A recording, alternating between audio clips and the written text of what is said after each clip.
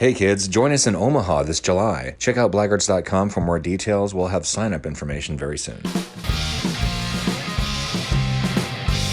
There we go. Hey, Chad. Hey, Patty. What are you doing? Just caffeinating with the wrong I don't have that. That's what I need to be drinking. Well, let me just say, it's just, do you know that I went personally and picked every single bean and tested every bean? Yeah. Thanks to our wonderful friends in Omaha, Nebraska, boys and girls, we are now packing. If we weren't before, we are now. Our friends Hilla Beans in Omaha, Nebraska, have put together this coffee. I am not only excited, I'm ultra caffeinated right now. Organic, fair trade, yes. And the best part about it is it's buy a cup, give a cup. So it's the money raised through this coffee is we are giving people that need coffee, which Chad and I believe everybody needs. So we're packing the brew. We're bringing it with us everywhere we go now. The van smells delightful. We're just extremely excited about this. And also we're going to be showing the unveiling, if you will, the artwork for our new record, BLAGMATIC. We went to, as you'll see on this episode, right? It may be a little bit more teasing than you'd like. You're going to hear us talking about it, but we're not going to actually show you the artwork yet because it's still a work in progress. Not yet, folks. Not yet, kids. What we're trying to do is we're trying to push people over to RewardMusic, and we're trying to get it in hand. We're trying to a place in the production line to get these CDs done. The LPs, the vinyl won't be ready till after the summer. Is that correct? Yeah. Unless Disc Makers pulls a miracle for us. Okay. So but the CD shouldn't take too long. Yeah. So we're here today to as we say, we like to bag and tag these episodes. And what the reason why it's two of us today is because we've absolutely spent Mr. Eric C. Hughes. We had him up at some ungodly hour, like 11 a.m. yesterday, and he was just he'll be out for a while. We're also just letting you know about the coffee, and the artwork is just about done. We flipped out, as you'll hear in this episode. We absolutely lost our minds yesterday when we saw it. We knew our artist friend Vincente V, as we call him. He is, not just a dear friend of the band, but he's been on our radar to do this, the whole time, So he blew us out of the water yesterday with the artwork. We're just over the moon about it, and we would love to be here right now, but he wasn't ready. He wasn't ready to let the thing. I was ready to take it and walk out the door. So he's not ready to let this go yet. So we're I mean, when you've got an artist of that caliber, I just want to trust his impulses. There's all sorts of things he could have said, like, I don't know about this or that. Like go with it, man, because he's just on it. He's just killing it. And then the cool thing was he sat us down. He had chairs set up for us already in this big monitor that you can put the work up on. And he gave a presentation just I'm pretty sure the same way that he gives presentations when he's at a design meeting for clients.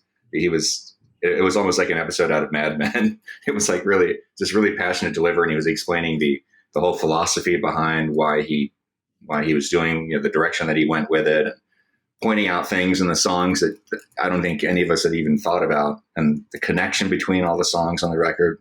Yeah, you'll see all that in the episode. Yeah. I instinctively want to change stuff just because of our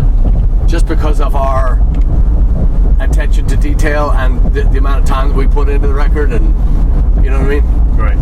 So, but I couldn't. The only thing I thought was that the flame in that jar looked a little bit too holy for me. I like the lightning just for it is white lightning after all. Exactly. I mean, and again, that was a struggle even to get those words out because of his attention to detail. You know what I mean? Yeah. He's... Chad, your thoughts? You haven't said a damn thing. The gold one was definitely, that was really almost not exactly, but that's what I was picturing him doing, was something extremely ornate like that. Wow. And the fact that he perceives a story in the songs from start to finish was something I hadn't even thought about. I mean, it was kind of obvious that El Paso had to go last, I think, but all the connections that he drew between all the songs, that's incredible. I mean, I think we had talked about that at that first meeting, like the idea of creating iconography to that, but that was way beyond conception, even, you know. Yeah, there's I was, well, the Irish in me immediately, and I mean this sincerely, I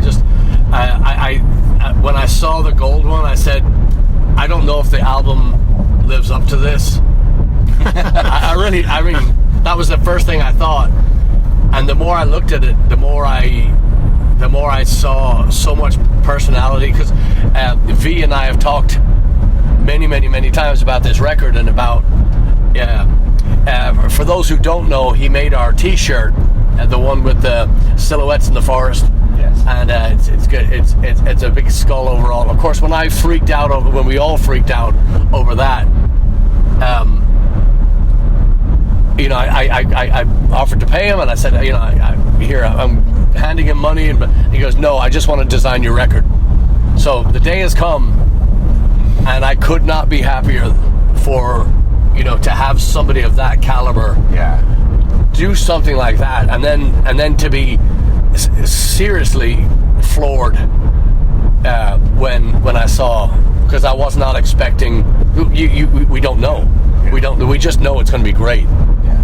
You know you're not gonna. Here it is. There's a big B on there with a twinkle on it. You know, it's like, hey, you know, thanks. Right. You know, right? Yeah. So underwhelmed was never going to be the day, but yeah, obviously he hasn't moved on to doing the interior, all that stuff yet. He wants to get this out of the way first. But I was picturing, like you're saying, that maybe we could incorporate both designs. Yeah. You know, but since he's working on integrating the two, I think we just let him do that and see what he comes up with. Yeah, I was trying to picture, okay, front and back, you know, maybe, you know. And the one thing is, like, we got to figure out a way that we don't have to put the UPC code on this fucking thing. It would be nice if we could have it printed as an external sticker. You know, that barcode thing. Yeah. You have to have those on there to be stocked in stores. But I think there's a way you could just have it be a sticker, so people can take it off. yes, And then the artwork can just be the artwork. that artwork is so intricate. It's so deep that it reminds me. My favorite album cover of Iron Maiden was Power Slave, because they went Egyptian, because what metal band doesn't? But they did all the hieroglyphics, and they hid all the messages. Somewhere in Time, the same thing. But Power Slave to me was just a standalone record that year, and the artwork was second to none. They still use it. They still use those elements. So all that stuff was in there. All that stuff was in the. Yeah. You know, he went far beyond what I had. Yeah. You can take almost any element off of those things. Like even just the Blagmatic plaque that he had. Just put that on a shirt. That's a patch. Yeah. That's a patch. You can go with so many different things you can do with it. Also, he showed us that coffee bag design at the beginning. Yes. And I was like, oh, I see. I think I know where this is going to go, because of the way that writing was and having that little skull mug kind of thing happening. I was like, oh man, this is going to be. Wait, was it recording? The whole time? Yeah. God damn it. We got the audio though. We got the audio. We'll make it Fucking hell. just a black screen with us. Hey, what'd you guys think of the artwork? Hey. Anyway, when he showed us that coffee bag, I was like, oh shit, it's on, because that fucking design looks awesome. Yeah. Dope. Yeah. Where the fuck are we? We're in a place called Taiwan. Barwood, Taiwan on, if you're gonna drive through here. I guess. So yeah, that was second to none. That was exactly what we need for this record, and the only thing I'm upset about is that we didn't get to carry it out of the house, put some CDs in it, get it out today. Yeah. You know, he drew a line throughout the whole record, which we hadn't seen. You know, we wrote the bloody thing, and he was able to, you know, image wise anyway, in his mind, he was able to pull all these songs together, and hence the record. So, and I got off track again. That's weird. How caffeinated you? Yes. So I got off track because we are Chad and I are here because we were going to do an episode today on our dear friend Jeff Quinn. Long-time Blaggard listeners will know Jeff Quinn's name. A lot of them were lucky enough to meet him, and we were going to have Mike McAloon on the show and Jay Holan from Omaha on the show. Reason being is we want to tell that story. Wonderful friends of ours in Omaha had suggested, and I can't give you the name because I'm going to be in trouble if I do, because I always say it wrong.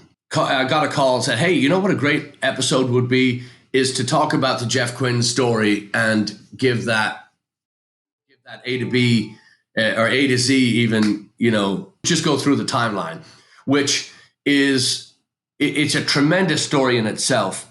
And Jeff Quinn was one of our, and I have to say, most favorite people that we ever ran into, just because the fight and the fire and the energy that this guy had. He was diagnosed with ALS, and he went from, I mean, we saw him go from a young, healthy man to a wheelchair bound, but the guy never stopped smiling, and he never stopped taking it in, and he never stopped listening. And it's a heartbreaking story, but it's a story of hope. And so we had written a Jeff Quinn song, and we'll go into that in the episode. So this was supposed to happen today, and stuff in Omaha and stuff in Houston is preventing that from happening. So what we're going to do is we're just going to give you just let you know that episode is coming, and it's probably going to be a 2 or 3 parter because there's so much. It's a great story, and it's a great and we're also going to redo that Jeff Quinn song. We're going to put the original song that we did, but we're just going to add to it a little bit. I'd like to give that song to, I don't even know if his foundation is still up and running, but I'd like to do, you know, to give it to the ALS, you know, to raise money for the ALS thing. That's what this episode was about. But instead, what we're going to do is we're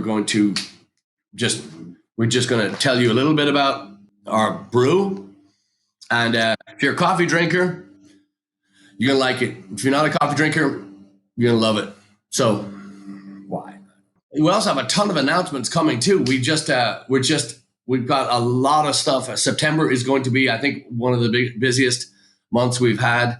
We've a lot of big announcements coming. So stay tuned. Yeah, there is. I'll put it in the show description. One of the really earliest episodes of SlapperCast we talked about Jeff was episode number 21, entitled "The Man from Omaha." Right on, Brad. Whoa! And I'll put a link to that. It was before we started doing video, for one thing, but also Jay Holan's not on that episode. But it is me and Patrick and Mike talking about Jeff. But so this will be a lot more in depth, and we're going to get some stories about Jeff that we didn't hear before. So. Yeah, and like I say, Jeff has become a part of our. He is a part of our band in that we have people that still will talk to. Just College Station 2 weeks ago. You know, hey, you guys play this Jeff Quinn song? We say, well, yes, we do. But he's become, you know, he's part of the fabric of Blaggards because he has. He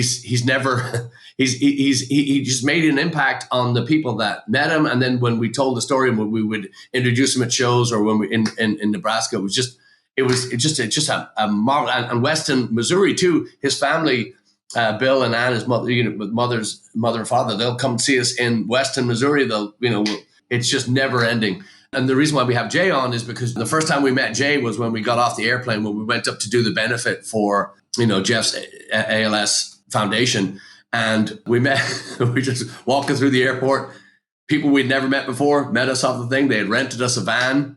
of course, they'd never tell you this, but they'd rented us each a suite, in this, big hotel. I mean, just laid everything out, rented gear, they did everything for us. And Jay Holan has never, if you've heard the name Jay Holan before, go look at our van. The wheels on the van go round and round thanks to Jay Holan. Bought us brand new tires up. I mean, he's, don't tell him I said this, but he is a god among men. He's just, ever since that first minute that we met him, he's been anything and everything you want. I mean, just beyond. So he's also Jay is a huge part of this band, not just because of that, but we were thick as thieves within moments of meeting him. And one of my favorite things about Jay is that his propensity to show up suddenly, like Batman, it's just unannounced. There's many times he'd show up at Houston shows. By the way, he doesn't live here; he lives in Omaha.